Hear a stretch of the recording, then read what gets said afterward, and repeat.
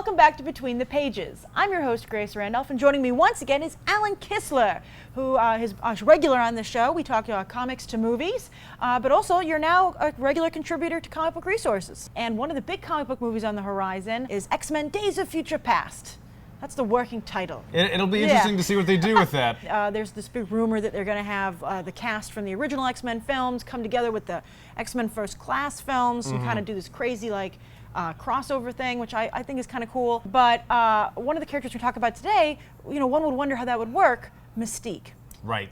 I'm just going to come off and say it. I think they should have used Rebecca Romijn because she doesn't age. Yeah, I have nothing against the actor that they chose. Yeah, Jennifer Lawrence. Jennifer Lawrence, I think, did a good job. Yeah. Definitely. And if you're going to have someone else do it, hey, have someone who can really do it. But I totally agree. One of the things that I like about Mystique is that we don't know really how old she is. Yeah. And because she's a shapeshifter, she's apparently been, 25 since 1925. And so, yeah, I thought that would have been very cool because it also would have implied immediately, wow, Mystique's got a whole other history. She could have her own movie back in the Wild West. Oh, totally. Well, yeah, I mean, she could be a Wolverine level character. And also, I think it's important to say that even before the movies, which I think redefined her a little bit, she's as big as a villain for the X-Men as Magneto. Yeah, in terms of notoriety and fame, absolutely, yeah. Yeah, I mean, she's a very popular femme fatale. Very complicated history, which we're going to delve into today. All right, but there's a lot of things people are talking about today. There are a lot of gay characters in comics. Yes. But Mystique has a very interesting origin story, which speaks to that. So let's talk about that. Well, I mean, initially she just showed up in the pages of Ms. Marvel, and she was a new villain. Someone who was working in the government, and secretly we knew she was this shape-shifting mutant, Mystique. And then they started having her show up in the X-Men, and she ran the new Brotherhood of Evil Mutants. And one thing that they were going to do was she resembled Nightcrawler. They both had the blue skin and the yellow eyes. And there was, What are the odds of that? Exactly. Even with mutants. Exactly. And Nightcrawler noticed when he saw her in her real form, wait, you look kind of like me. And the initial hope was the revelation would be not that she was his mother, as became the truth later, but that she was his father, and that her often seen partner, Destiny, was Nightcrawler's mother. That she basically, because she's a shapeshifter, could be described as transgender, depending on her mood. Yeah. And so that she had fathered Nightcrawler that way. Very interesting, a very good twist. I think that's fascinating. I think that would have been a fantastic twist. Sadly, the Comics Code Authority was still in power at the time, and there were several rules in the Comics Code about sexuality and how you displayed sex. It couldn't even really be portrayed, correct? Right. I mean, there were lots of rules about abnormalities and deviancies, and what did deviancy or abnormality mean? That's up to the person. And you could hint at it, like there's the Maggie Sawyer stuff that they were doing, right. Stuff like that. And they did go ahead with having her be in a lesbian relationship with Destiny. Right. She is bisexual. We don't know if she can father a child as a man. That would be quite the power set. Yeah. I mean, it's one thing to change your outward appearance, but to be able to create an entire reproductive system that's functioning. Right, exactly. So I mean, they did finally reveal that she and Destiny were indeed lovers, but she is actually Nightcrawler's mother. They're just roommates for a long time. And why is Destiny always on your team, Mystique? And actually, what's interesting is, although they didn't go as far as making her Nightcrawler's father, they did when they started talking about how she and Destiny first met. They've described it that when the two of them first met, Mystique had been living as a man for a long time, and that they fell in love as man and woman. And then eventually, Mystique became a woman because that's her kind of birth default position, and Destiny evidently didn't care. She's also blind. True, but I'm sure she knew. Didn't come up for several weeks.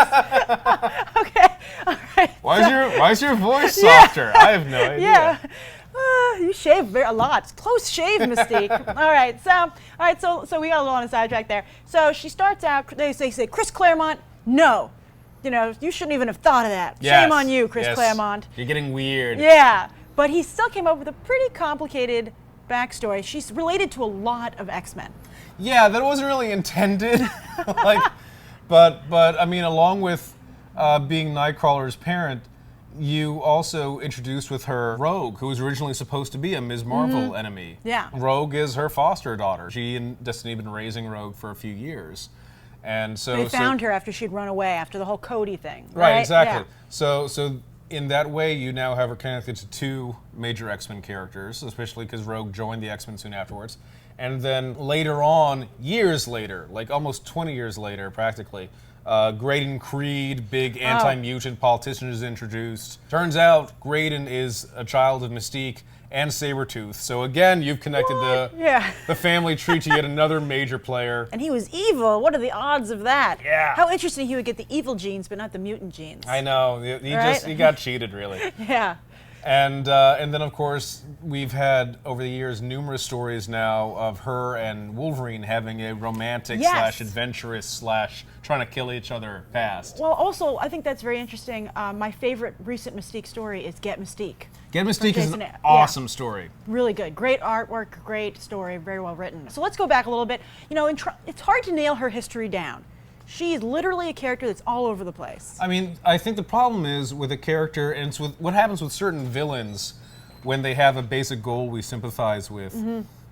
Sometimes writers really don't know what to do with her, or editors don't say, let's try to keep it a little bit consistent. So sort of like what we were talking about with Magneto, that Magneto's kind of gone from, he's bad, well, he's sort of bad, well, he's a good guy who just does occasionally bad things. No, he's crazy. No, he's not crazy, but he is really freaking evil. 3 or 4 times they've literally said, and now she's had a nervous breakdown and has lost it. Well, yeah, this speaks to the bigger problem of female characters never being able to just be evil. You know, it's always a lot of them, it's her mother tendencies that have driven her to this, or she's in love with someone, or as you're saying, she's crazy. Yeah, you know? which was interesting because the first couple times that happened, it was so antithetical to the character, because Mystique, although evil in terms of her methods, had a very clearly defined goal, and she was, if anything, very, very calculating. And in the 80s, when they were kind of putting her into a slight hero role, in that she was now working for the government, and she turned the Brotherhood of Evil Mutants into Freedom Force. The fact was she cut a deal with the government. She cut a deal with the government. This was a pragmatic decision. This wasn't like, well, I think maybe I've misjudged humans. No, humans still sucked. Yeah. But this I need right to clean now, my record. Right, but this right now is the smartest move to make. Yes. Especially with anti-mutant hysteria coming up, especially if she wanted to be close to the right people to see what she could do. And she did still betray people and manipulate people, and she even took over as her superior, Valerie Cooper, for a while. It was really in the 90s when Marvel in general was trying to turn a lot of villains into heroic roles in some fashion, like Sabretooth is joining the X-Men and stuff. Oh, totally, in the same title as Mystique. And I think that it's very tempting to do that when a character is so popular. Right. They're like, well, everyone loves them so much. I think Loki's going through the same thing right now. Everyone's like, everyone loves Loki. Let's make him a hero. Right. An anti-hero, you know, and so I think that's what happens with Magneto and now Mystique. Yeah, and in Mystique's case, it became this whole thing of like, oh, she's gone crazy and she's did this. Like, well, now she's working with X Factor because there's a thing in her head and we're making her do it.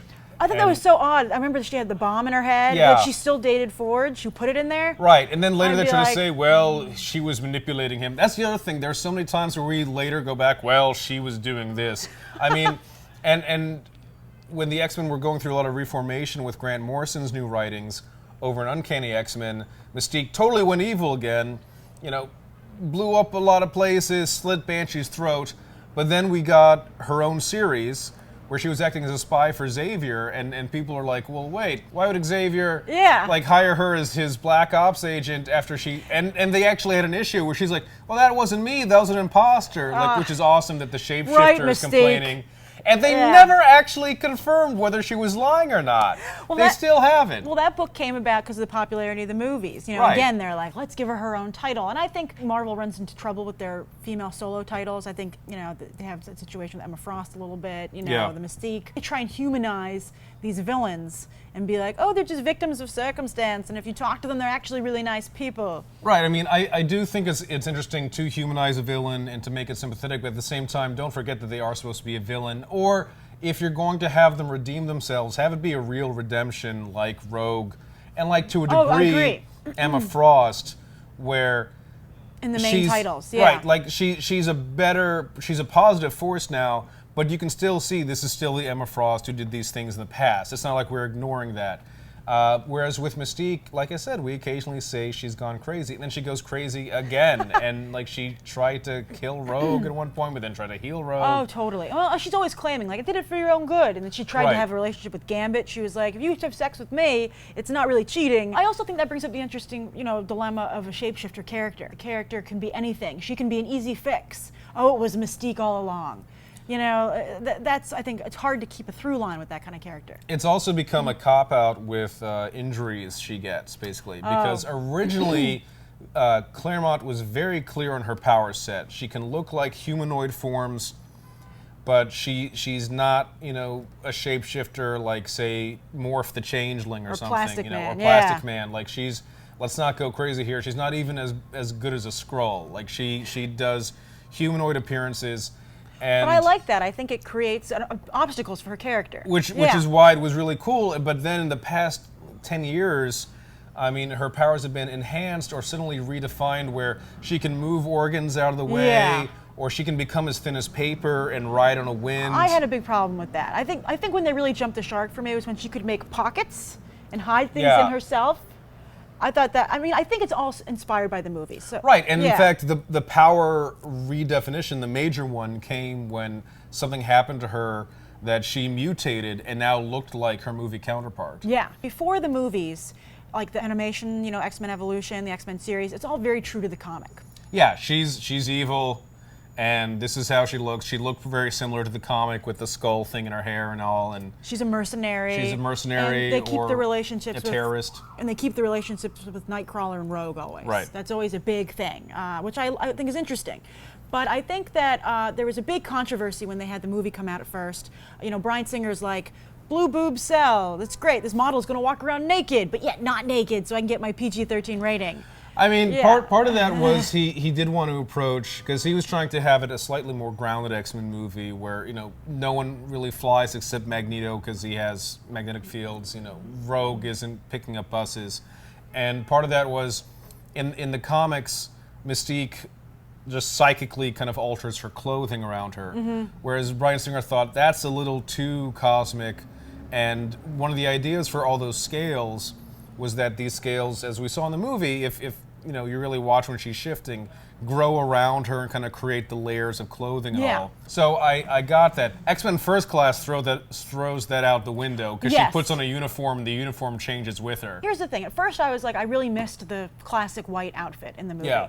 I thought that was great. I also felt, someone as a female viewer and reader, I think it cheapens the character a little bit to have her walking around naked. I was just kind of like, really? Really, Hollywood? I would have been okay with her being naked if she wasn't also basically silent the entire movie. Yes, that's true. You took a character who was very verbose. Yeah, and like a true believer in her cause. And basically she had, I want to say like 2 lines in the first film. I mean, I guess probably they got Rebecca Romijn on set and they were like, ooh.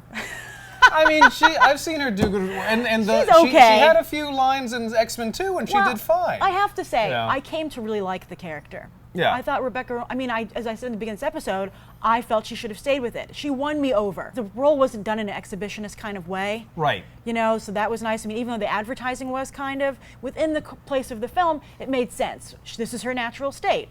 Lizards don't wear clothing, and you couldn't see anything. Yeah. Really. So, and I liked the way the character was defined there, and then she had cool, like, lizard-like reflexes, and so it was interesting. So let's talk about X-Men First Class. This takes the most liberties of anything to date with the character. Oh, definitely. Well, we've completely reinvented her past, where not only is she not as old as she is in the comics, she's basically Xavier's foster sister. Like, kind of Hate it. I was confused because it makes the betrayal, or rather her changing sides at the end, slightly unconvincing to me, where it's like, okay, you either are really wishy-washy or were never that loyal to Xavier, because you really turn over pretty quickly to Magneto's Well, it made it seem like she did it because she was like, if Xavier won't date me, Magneto will. Right, that I totally understand, and I've talked to a lot of people who felt that way, that it cheapened the reason why she joined this cause, and I think it's a valid criticism. I think also the fact was originally, now they're saying the movie's a reboot, basically because they made too many continuity errors. But originally, it was supposed to be a prequel. And based on the first two movies, I ignore the third one. There's Third nothing. one holds up. Eh. Nah, it's like fan fiction. But in the first two movies, there is nothing in Xavier's reaction to Mystique I or know. vice versa. He's that's not like, oh, awkward. How you doing? Yeah, and we used to really be close. And like, she has no problem poisoning Xavier with Cerebro or anything. Oh, yeah. Like, She stopped talking for some strange reason. Yeah, she's very chatty again for X-Men First Class. Yeah, definitely. I mean, I wasn't clear on her philosophy in First Class. It was one of the I thought the failings of the film for me. She becomes like almost like a groupie.